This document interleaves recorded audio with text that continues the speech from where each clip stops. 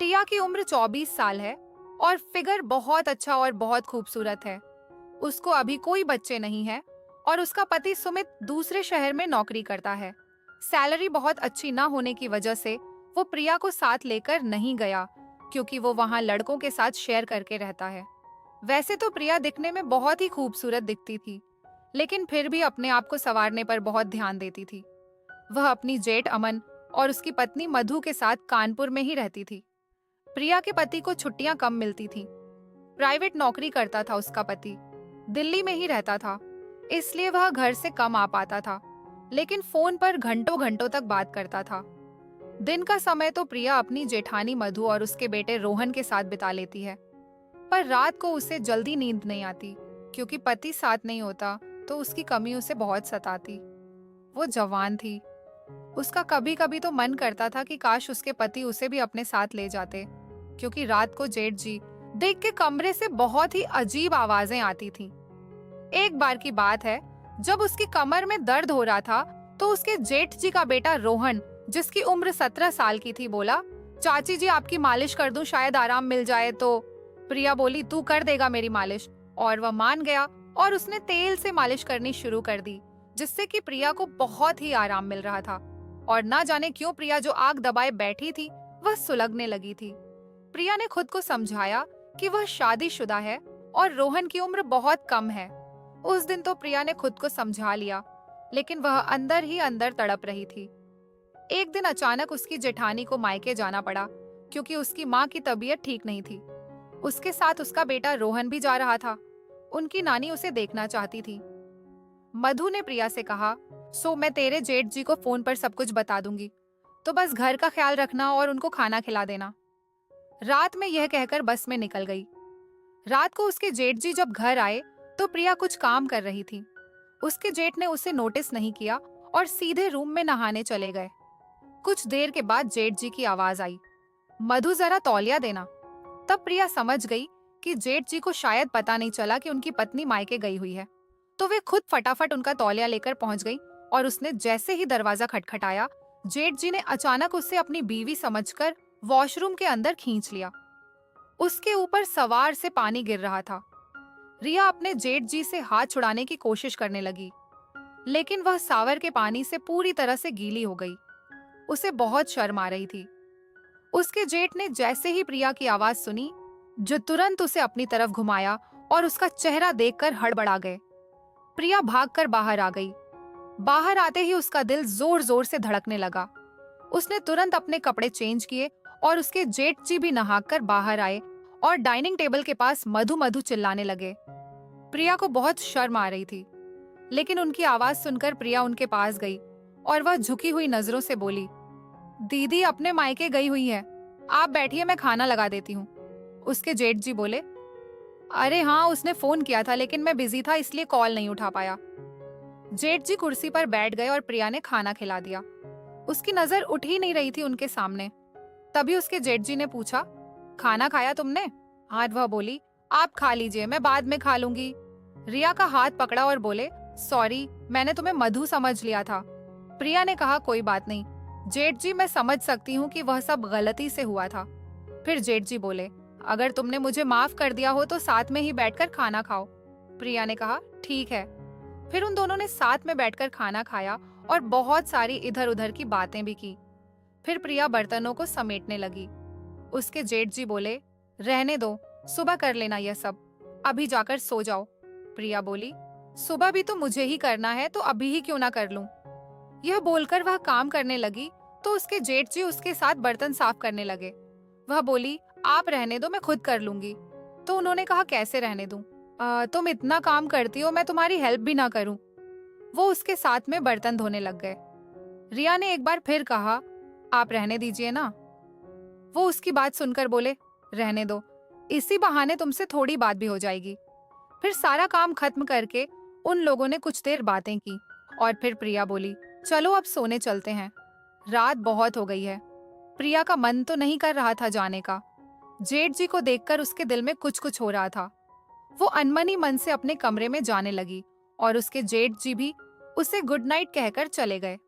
सुबह प्रिया अपने जेठ जी के उठने से पहले ही सारा काम खत्म करके नाश्ता बनाने लग गई।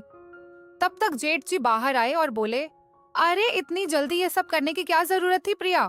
हाँ, प्रिया ने कहा, आपको ऑफिस के लिए लेट ना हो जाए इसलिए मैं आज जल्दी ही उठ गई थी। जेठ जी ने कहा, आज ऑफिस नहीं है, मैं तुम्हें रात में ही बताने वाला था, लेकिन तुम्हें नींद आ रही थी और मैं बताना भूल गया। प्रिया बोली, कोई बात नहीं, आप नहा लीजिए, फिर मैं नाश्ता लगाती हूँ। प्रिया के जेठ जी नहा कर आए और फिर दोनों ने साथ में मिलकर नाश्ता किया। फिर उसके जेठ जी ने कहा, तुम बहुत दिनों से बाहर नहीं गई हो और सुमित भी नहीं है, तो सोच रहा हूँ तुम्हें कहीं घुमा लाऊं। अगर तुम्हें मेरे साथ बाहर घूमने से कोई दिक्कत ना हो तो। प्रिया ने कहा, नहीं जेठ जी, मुझे तो कोई दिक्कत नहीं है, पर अगर दीदी को पता चला तो। जेठ जी बोले, तुम टेंशन क्यों लेती हो? क्या मेरा इतना भी हक नहीं है तुम पर? इसके बाद जेठ जी उसे बाहर घुमाने ले गए और फिल्म भी दिखाई और फिर होटल में भी खाना खिलाया और बहुत सारी शॉपिंग करवाई। शाम हो गई तो उसके जेठ जी ने रात के खाने के लिए बाहर से ही कुछ ले लिया और वह घर के लिए निकल लिए। तभी प्रिया के पास उसके पति का फोन आया। प्रिया ने फोन उठाया और अपने पति से बात करना शुरू किया। तभी उसके जेठ ने टैक्सी में बैठने के लिए आवाज लगाई। रिया ने अपने पति से कहा कि मैं अभी बाजार आई हूँ, आपसे थोड़ी देर में बात करती हूँ, और उसकी बात बिना सुने फोन कट कर दिया। रिया ने ऐसा पहली बार किया था, इसलिए उसके पति को बहुत अजीब लगा और उसे फोन पर किसी आदमी की आवाज भी सुनाई दी। वह सोचने लगा कि आखिर प्रिया किसके साथ है। फिर उसने सोचा, जब वह फोन करेगी तब पूछ लूंगा कि कहाँ थी और किसके साथ थी। फिर रात को प्रिया ने अपने जेठ के साथ खाना खाया। वो अपने जेठ के साथ काफी घुल मिल गई थी। प्रिया जब खाना खाकर अपने कमरे में जाने लगी तो उसके अपने जेठ जी से बोला, जो आपने अपने छोटे भाई की कमी आज पूरी कर दी, आप बहुत अच्छे हैं। वह बोले, मैं वह कमी कैसे पूरी कर सकता हूँ, वह मेरे बस में नहीं है। प्रिया शर्मा गई और बोली, आप तो उनके भाई हैं, जितना हक उनका है उतना ही आपका भी है, और मुस्कुराने लगी। प्रिया की शरारत भरी मुस्कान देखकर उसके जेठ जी को सब समझ आ रहा था। थोड़ी देर बाद उसके जेठ बोले, चलो बहुत रात हो गई है। प्रिया उठकर अपने कमरे में चली गई। प्रिया को बहुत बुरा लग रहा था कि उसने जेठ जी से साफ साफ कहा, लेकिन फिर भी वह उसकी बात नहीं समझे। उस रात तो प्रिया सो गई। सुबह प्रिया के पति का फोन आया। जब उसने प्रिया से पूछा कि कल तुम कहाँ थी, गाड़ियों की आवाज आ रही थी, तो उसने बताया कि वह बाजार गई हुई थी। तो उसके पति ने पूछा, किसके साथ गई थी? वो बोली, क्या मतलब? बात तो उसके पति ने कहा कि तुम्हें जब मैंने फोन किया था तो किसी आदमी की आवाज आ रही थी, जिसके बुलाने पर तुमने फोन कट कर दिया। रिया ने कहा, दरअसल मेरे साथ जेठ जी थे, मेरी तबीयत ठीक नहीं थी। तो ये सुनकर उसका पति बोला, अभी तो तुम कह रही थी कि तुम बाजार गई थी। तो वह थरथरा गई और बोली कि मैं आपको परेशान नहीं करना चाहती थी, इसलिए मैंने ऐसा कह दिया था। दरअसल मेरी तबीयत खराब हो गई थी, तो जेठ जी मुझे दिखाने ले गए थे। तो उसके पति ने कहा कि क्या हो गया था तुम्हें? तो उसने बताया कि उसे बुखार आ रहा था। उसके पति ने उससे कहा कि ठीक है, तुम अपना ध्यान रखो और दवाई टाइम पर ले लेना, कोई दिक्कत हो तो भैया को बता देना, वह फिर से तुम्हें डॉक्टर को दिखाने ले जाएंगे। प्रिया के जेठ जी अपने ऑफिस चली गए और प्रिया का घर में बिल्कुल भी दिल नहीं लग रहा था। उसके अरमान बार बार मचल रहे थे। प्रिया ने अपने जेठ को फोन लगाया। उसके जेठ ने कहा, क्या हुआ प्रिया, क्या बात है? और तो प्रिया बोली कि कुछ नहीं, बस आपकी याद आ रही थी। जब से आपके साथ वक्त बिताया है बहुत अच्छा लगा रिया के फोन पर। तभी उसके पति का फिर से फोन आने लगा। प्रिया ने फोन नहीं उठाया और अपने जेठ जी से बातें करने में लगी। इधर उसका पति परेशान हो रहा था। पिछले 1 घंटे से वह फोन लगा रहा था, लेकिन प्रिया का फोन बिजी ही आ रहा था। इससे पहले कभी प्रिया का फोन इतना बिजी नहीं आता था, और आता भी था तो थोड़ी देर में वह कॉल बैक जरूर करती थी। पर आज पूरा दिन निकल गया। प्रिया का पति उसके फोन का इंतजार करता रहा, पर फोन नहीं आया। प्रिया का जेठ आज जल्दी घर आ गया। प्रिया उन्हें देखकर खुश हो जाती है। प्रिया नजरें झुकाकर खड़ी होती है।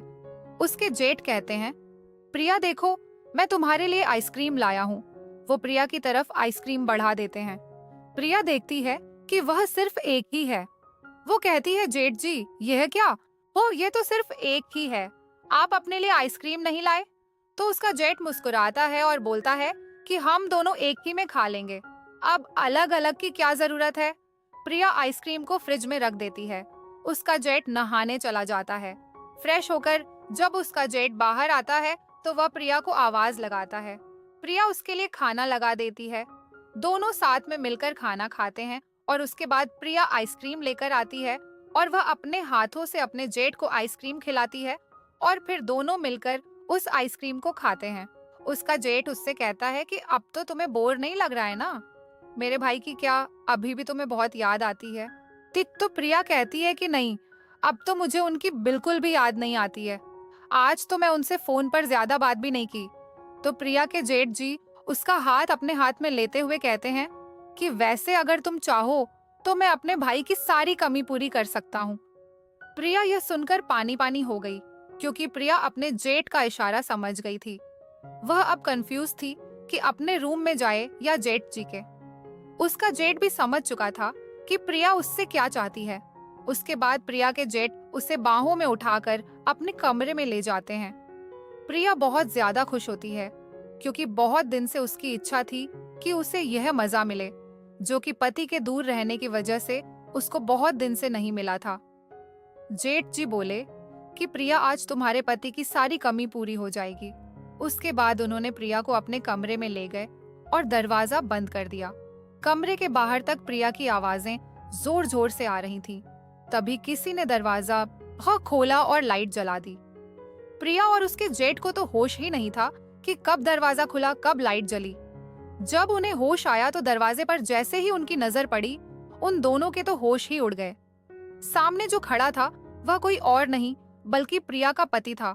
उसको देखते ही प्रिया अपने आप को चादर से ढकने लगी। प्रिया का पति बहुत ज्यादा गुस्से में था। उसकी आंखें एकदम लाल हो गई थी।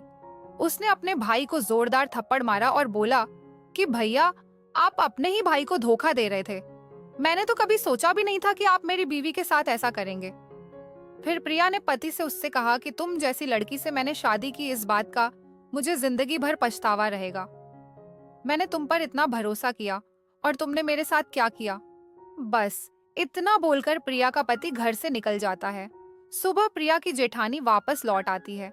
उसके साथ प्रिया का पति भी होता है। प्रिया की जेठ जी और प्रिया यह देखकर चौंक जाते हैं। प्रिया के पति ने अपनी भाभी को सब कुछ बता दिया होता है। प्रिया की जेठानी बुरी तरह से रो रही होती है और अपने पति को कहती हैं कि आखिर मेरे प्यार में क्या कमी थी जो कुछ दिन में यहाँ से चली गई तो तुम्हें यह सब करने की जरूरत पड़ गई, वो भी अपने भाई की बीवी के साथ।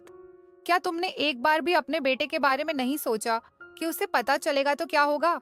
तुम दोनों ने हमारी जिंदगी बर्बाद कर दी, हमारे विश्वास को तोड़ दिया। प्रिया की जेठानी अपना सामान पैक करने लगी। यह देखकर प्रिया के जेठ उसे रोकते हैं, समझाते हैं, कहते हैं कि मुझे माफ कर दो, आज के बाद ऐसी गलती कभी नहीं होगी। लेकिन प्रिया की जेठानी साफ शब्दों में कह देती है कि यह गलती नहीं है, जानबूझकर किया गया पाप है और इसकी कोई भी माफी नहीं होगी। अब तुम आजाद हो, जो चाहे वह कर सकते हो। मैं तुम्हें बहुत जल्द तलाक के कागज भेज दूंगी और मैं अपने बेटे को भी तुम्हारे साए से दूर रखूंगी, क्योंकि तुम्हारी परछाई उस पर पड़ गई तो वह भी तुम्हारे जैसा ही धोखेबाज ना हो जाए। प्रिया का पति भी प्रिया को छोड़ देता है और उसे तलाक दे देता है। अब प्रिया कहीं की नहीं रह गई। प्रिया पूरी तरह से बर्बाद हो चुकी थी। रिश्ते विश्वास की नाजुक डोर से बंधे होते हैं। चंद पलों के लिए जब रिश्तों को धोखा दिया जाता है तो उनके नतीजे कुछ इस तरह से होते हैं। हमें हमारे रिश्तों की सीमा पता होनी चाहिए। कोई भी रिश्ता बहुत खूबसूरत होता है जब तक उसे ईमानदारी से निभाया जाए।